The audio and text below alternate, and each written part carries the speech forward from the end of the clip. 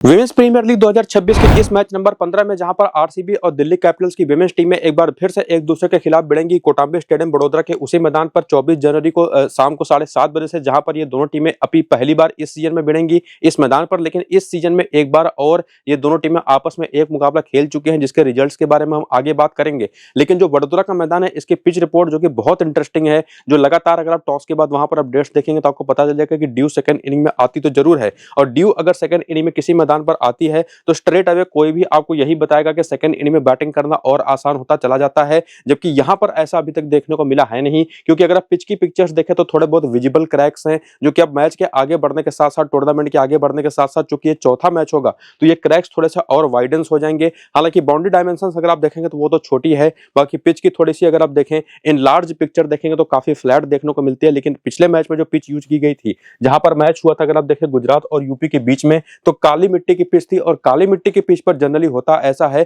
कि जब due second inning में आती है तो बैटिंग और आसान हो जाती है, और यहां पर तेज गेंदबाजों के लिए हेल्प बिल्कुल नहीं होती। जबकि पहले दो मुकाबलों में ना वो मिक्स सॉइल की विकेट थी, जहां पर रेड सॉइल और ब्लैक सॉइल मिक्स थी, जहां पर तेज गेंदबाजों के लिए शुरुआत में हेल्प थी। और अगर आप पावर प्ले के पहले 6 ओवर में देखें, पहली इनिंग के दौरान खास करके, तो यहां पर 23 के स्कोर पर 2 विकेटें गिरी, यहां पर 37 के स्कोर पर 2 विकेटें गिरी, इवन यहां पर तो सेकंड इनिंग में भी 29 के स्कोर पर 3 विकेटें गिरी। लेकिन उसके बाद, यानी कि इस टूर्नामेंट के पहले 3 इनिंग्स के बाद चौथी, पांचवी और छठी इनिंग्स देखे तो रन्स थोड़े से ज्यादा बने, विकेटें भी गिरी, लेकिन वो मदद देखने को नहीं मिली पिछले वाले मैच में, खास करके पावर प्ले में, जो पहले 2 मैचेस में देखने को मिलती थी। तो आज के इस मैच में ना, ये जो सारे मैचेस के स्कोर कार्ड आप यहां पर देख पा रहे होंगे, जहां पर अगर आप देखें तो पहले मैच में भी अगर आप देखेंगे तो आरसीबी के 178 के स्कोर के आगे गुजरात की टीम केवल 117 रन बना पाई। फिर मुंबई के 154 के स्कोर के आगे डीसी ने काफी आसानी से 155 रन बनाए 3 विकेट पर, और मैच को 1 साइडेड जीता। और यही एक ऐसा मैच था जहां पर ड्यू का रियल वहां पर इफेक्ट देखने को मिला। मुंबई की टीम की बॉलर से बॉलिंग हुई ही नहीं बेसिकली।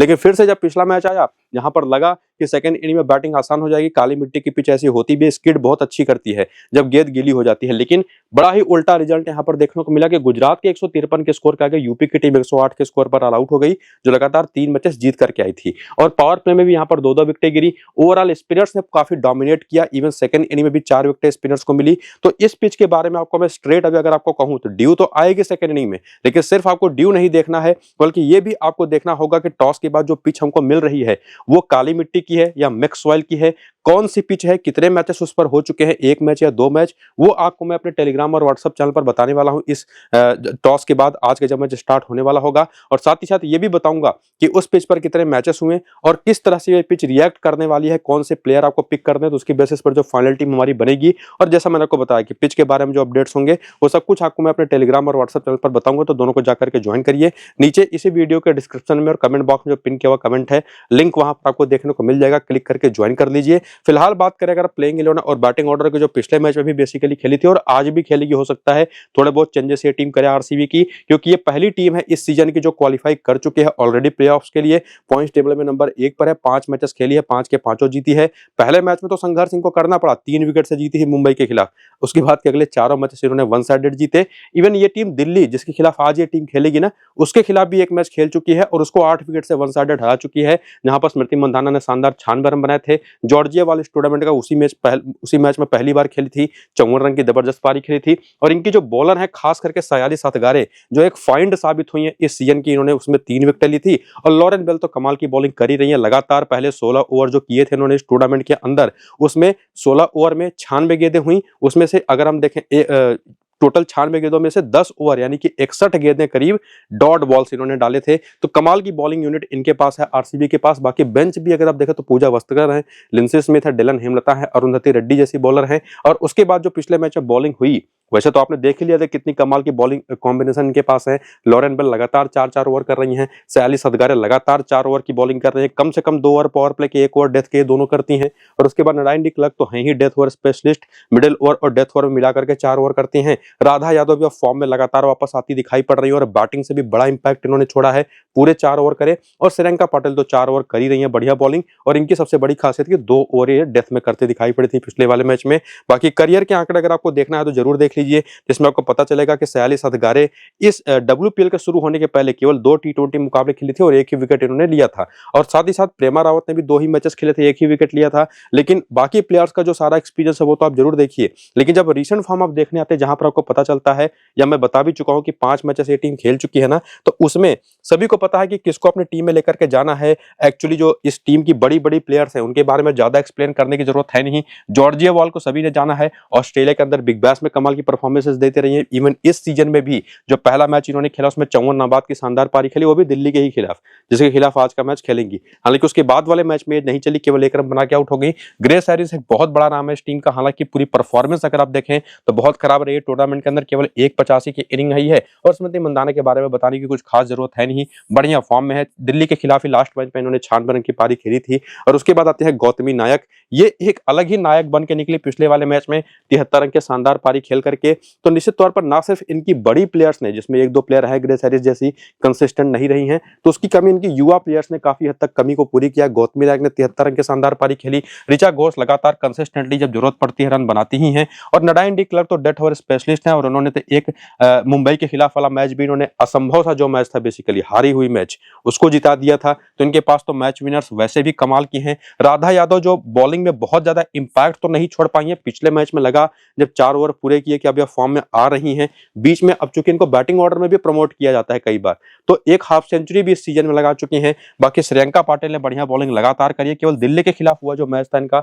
उसमें विकेट नहीं ले पाई थी। बाकी प्रेमा रावत ने ना अभी तक 3 मुकाबले खेले हैं, एक ही बार केवल बॉलिंग करी है इन्होंने, और वो भी दिल्ली के ही खिलाफ, और उसमें भी 2 विकेट लेकर के गई थी। तो जब इनको बॉल नहीं मिली तब इन्होंने परफॉर्म करके दिखाया। और सयाली सदगारे जिनका इस WPL के सीजन में पहला मैच दिल्ली के ही खिलाफ था, 3 विकेट ले गई।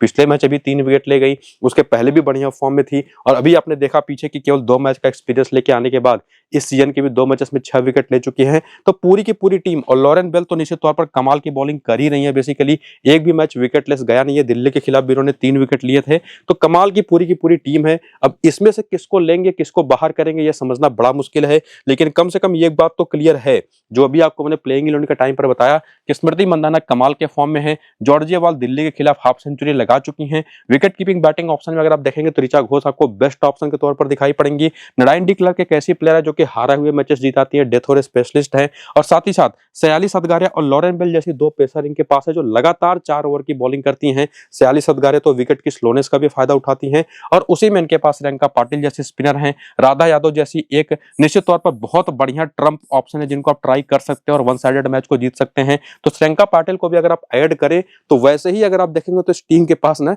कम से कम 7 ऐसी ऑप्शन है जो कि सीधे टीम में आपके आने के लिए, जगह बनाने के लिए एलिजिबल है। उसमें राधा यादव एक तगड़ी ट्रम्प है। ग्रेस हैरिस से परफॉर्मेंस निकली है नहीं पिछले 3 मैचेस में लगातार, तो एक ड्यू है इनसे भी बड़ी परफॉर्मेंस। तो हो सकता है कि आज इनसे भी परफॉर्मेंस आ जाए, तो निश्चित तौर पर यह भी एक तगड़ी दूसरी ट्रम्प ऑप्शन इस टीम की तरफ से निकलती है।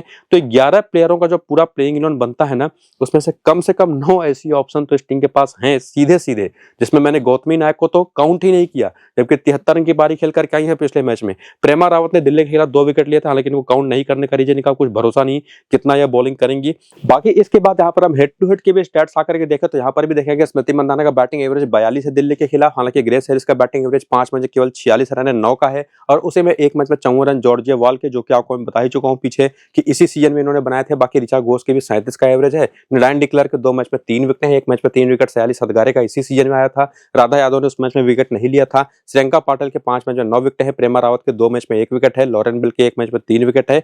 तो ओवरऑल पूरी परफॉर्मेंस बेस पर ही आपको चीजें मैंने पीछे समझा तो दी। बाकी जो हेड टू हेड का डेटा था, इवन ये वेन्यू का डेटा भी अगर आप इंक्लूड करें तो वो भी मोर देन इनफ है, वही सारी चीजें बताने के लिए जो आपको मैं ऑलरेडी क्लियर कर चुका हूं। तो ये नंबर्स तो निश्चित तौर पर देखना लोगों को जरूरी होता है, तो आप जरूर देख लीजिए। लेकिन साथ ही साथ प्लेयर बैटल भी अगर आप देखें, जिसमें स्मृति मंदाना एक ऐसी प्लेयर जो मारियान कापर थोड़ी सी कमजोर तो आप नहीं कहेंगे, 134 रन बना करके 4 ही बार आउट हुई हैं, यानी कि अगर आप देखें तो 30 के ऊपर का बैटिंग एवरेज है, जो कि काफी बढ़िया है। लेकिन विकेटें उनको ये फ्रीक्वेंटली देती हैं। बाकी मिन्नू मनी ने भी इनको एक बार आउट किया है, जो कि एक टेक्निकली ऑफ स्पिन बॉलर है। ऑफ स्पिनर पर बाएं हाथ की बल्लेबाजों के खिलाफ एक बैटल बनता भी है। उसमें ग्रेस हैरिस को इंक्लूड कर दे तो ये भी मारियान कापर काफी कमजोर पड़ी है, 6 बार आउट हो चुके 102 रन बना करके। और चिनल हेनरी ने डेलन हेमलता को एक बार आउट किया है। डेलन हेमलता को निश्चित तौर पर कोई भी बॉलर करेगा तो आउट कर ही देगा बेसिकली। और उसके बाद ऋचा घोष की बात करें तो यहाँ पर भी मारियान कापर डोमिनेशन आपको दिखाई पड़ता है। तो प्लेयर बैटल्स हमको ये पता चलता है कि निश्चित तौर पर ये आरसीबी की टीम अभी तक इस पूरे वीडियो के अंदर बहुत मजबूत दिखाई पड़ी है,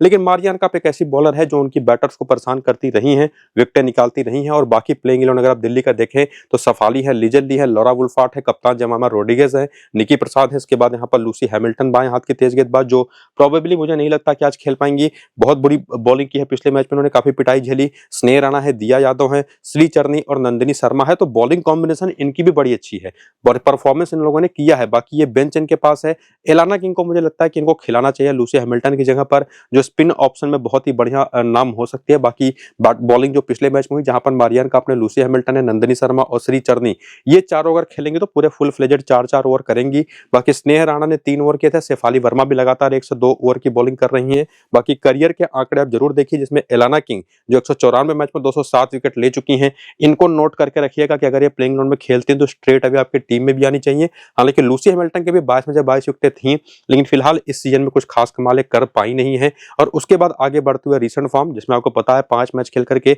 2 मैच से ये टीम जीती है, बाकी 3 मुकाबले हारी, और उसमें परफॉर्मेंसेस देखेंगे तो कोई कंसिस्टेंट रही है। तो निश्चित तौर पर शेफाली वर्मा है, पूरे टूर्नामेंट के दौरान पहला मैच अगर आप छोड़ दे तो लगातार परफॉर्म करके दिखाया है, और अब तो ये बॉलिंग भी कर रही है, तो इस वजह से भी इंपॉर्टेंट हो जाती है। इवन लिजल ली ने ना कभी इतनी कंसिस्टेंसी के साथ रन्स नहीं बनाए हैं किसी भी टूर्नामेंट में, अभी इवन साउथ अफ्रीका के लिए भी लगातार बढ़िया फॉर्म में दिखाई पड़ी है, तो ये भी एक अच्छी ऑप्शन बन जाती हैं। लॉरा वुल्फार्ट जरूर इनकंसिस्टेंट रही है, बीच में 2 मुकाबले अच्छे गए लेकिन बाकी मैचेस अच्छे नहीं गए। बाकी जेमामा रोड्रिगेज का भी वही हाल है, पिछले मैच में तो शानदार 51 नाबाद की पारी खेली, अपनी टीम को मैच को जिताया, लेकिन उसके पहले के 4 मैचेस इनका खराब गया था, तो बेसिकली फॉर्म में तो दिखाई पड़ी पिछले मैच में। बाकी मारियान का प्लेयर बैटल में ही क्लियर हो गया है कि एक बेस्ट बॉलिंग ऑप्शन इस टीम की तरफ से रहेंगी, परफॉर्मेंस भी काफी हद तक एबव एवरेज ही आप इनकी कहेंगे। इसके बाद आती है निकी प्रसाद और दिया यादव। दिया यादव को खिलाया तो इन्होंने पिछले मैच में, लेकिन ना तो बैटिंग मिली ना तो बॉलिंग। निकी प्रसाद उतने इंपॉर्टेंट है नहीं, स्नेह राणा भी उस लेवल की प्लेयर बन नहीं पा रही कि आप इनको टीम में लेके जाएं, लेकिन एक ट्रम्प रहेंगी। एक तो इनकी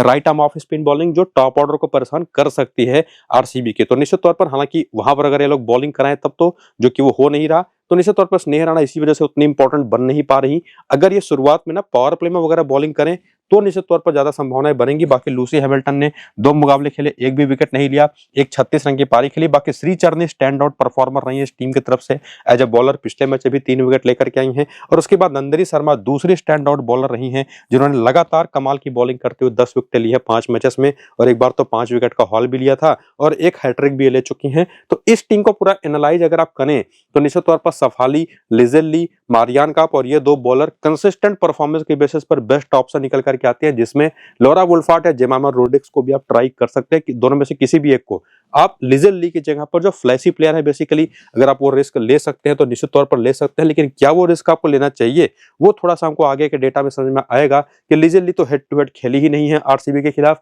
और उसके बाद शेफाली वर्मा के 5 मैच 201 रन है। बाकी लॉरा वुल्फार्ट के 2 मैच पे 144 रन है, 72 का एवरेज है। जेमामा रोड्रिगेज के 5 मैच में 28 का एवरेज है। तो मेरे हिसाब से ना लिजल ली को ड्रॉप करके आप लॉरा वुल्फार्ट को जरूर ट्राई कर सकते हैं। और उसके बाद मारियान का आपका 61 का बैटिंग एवरेज है, 3 विकेटें भी हैं। स्नेह राणा के 3 मैच में केवल 1 विकेट है। बाकी बॉलर्स के नंबर्स आपको उतने दिखाई नहीं पड़ेंगे एक्सपीरियंस वाइज निश्चित तौर पर, क्योंकि या तो खेले नहीं है या तो डेटा उस तरह का नहीं है। और बाकी आकर के वेन्यू के नंबर्स अगर आप देखें तो वो भी आपके सामने हैं। हालांकि 5 कौन सी बेस्ट ऑप्शन है आपको मैं क्लियर कर ही चुका हूं। बाकी आप चाहें तो लिजल ली, जो कि इस मैदान पर 1 मैच में 46 रन बना चुकी हैं, इनकी जगह पर निश्चित तौर पर लॉरा वुल्फार्ट को ट्राई कर सकते हैं, जो कि 4 मैच में इस मैदान पर केवल 49 रन बना पाई हैं। या तो आप जेमामा रोड्रिगेज को भी लेके जा सकते हैं पिछले मैच की परफॉर्मेंस के बेसिस पर। तो सिर्फ इतना ही चेंज आपको मैं सजेस्ट करूंगा। बाकी किस इनिंग की बैटिंग है, बॉलिंग है, उस पर भी डिपेंड करता है। बाकी इसके साथ साथ प्लेयर बैटल भी देखें तो शेफाली वर्मा लॉरेन बेल पर एक बार आउट हो चुके हैं 17 गेंद पर 19 रन बना करके।